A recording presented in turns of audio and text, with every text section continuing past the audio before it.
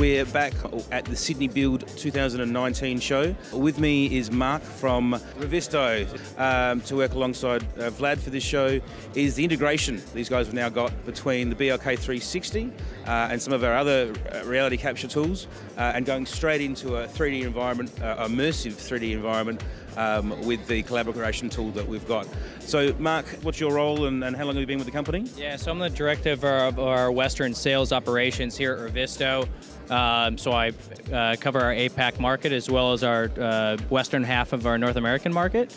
So yeah, we're here meeting with customers in New Zealand, Sydney, as well as other parts of Australia, heading up to Brisbane tonight and then back to the States for me. The platform Revizto, it's not necessarily a BIM platform, but it works on top of BIM, or it works with BIM to allow an immersive collaboration. Is that as a snapshot? Yeah, so similar to products like Navisworks, Revizto is a collaboration platform that allows you to take in different design platforms, or in your case, scanning. So if we can capture the reality, capture and some of the other information from the existing conditions and merge those with the actual design model, we're able to identify where those problems are and relate that back to the design team, where we can see where maybe the design is causing issues with the existing conditions that we've captured with the BLK360. And that's a huge improvement to the workflow, because we have a lot of interest in the BLK360, and certainly, as you know, the P20s and some of the bigger scanners, but actually to get it into the hands of the end user in a format they can navigate around and work with,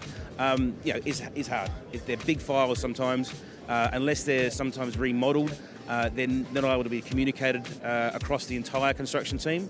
Whereas with this platform especially, but certainly the integration with the BLK has worked really well in the couple of months that it's been out.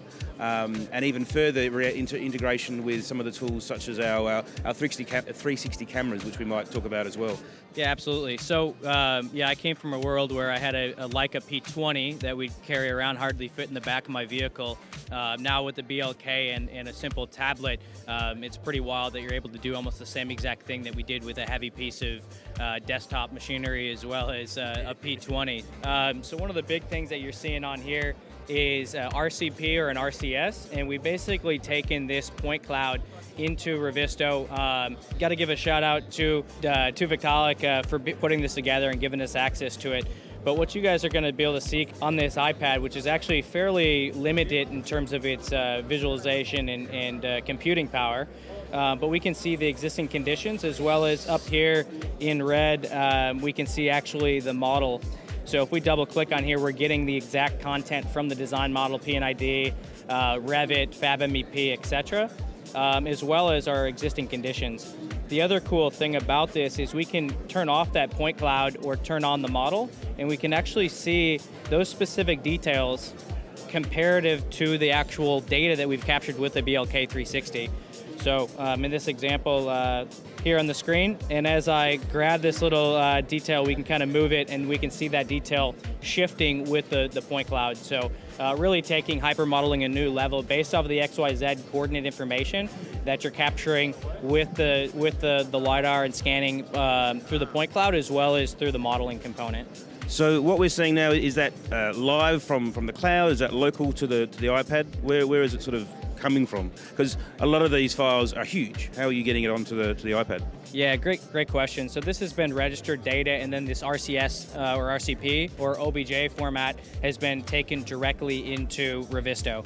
So Revizto is a hybrid cloud situation. So effectively what we can do is jump onto the project, open it up, and it's going to cache that local file on my machine.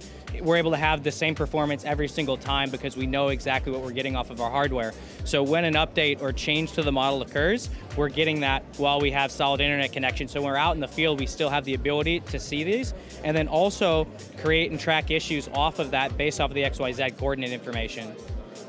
So the next step, I guess, is that's all very well for that moment in time, but if you're going back after some installation or some rework, you're taking the BLK, you've taken some more scans, you then have iterations of the scans in that environment? How does that work with supplemental or newer versions? Yeah, so Revizto works off of we have versions. So similar, if you're familiar with the way Apple kind of does versioning. So effectively, you can go back at any point in time and see the different versions. However, when we download the new version of that specific scan and modeling component combined, it actually returns that file to the cloud. So we're not storing that huge file on our local tablet. Yep. So it's pulling that local file to there, and if I want to return it, I can do that.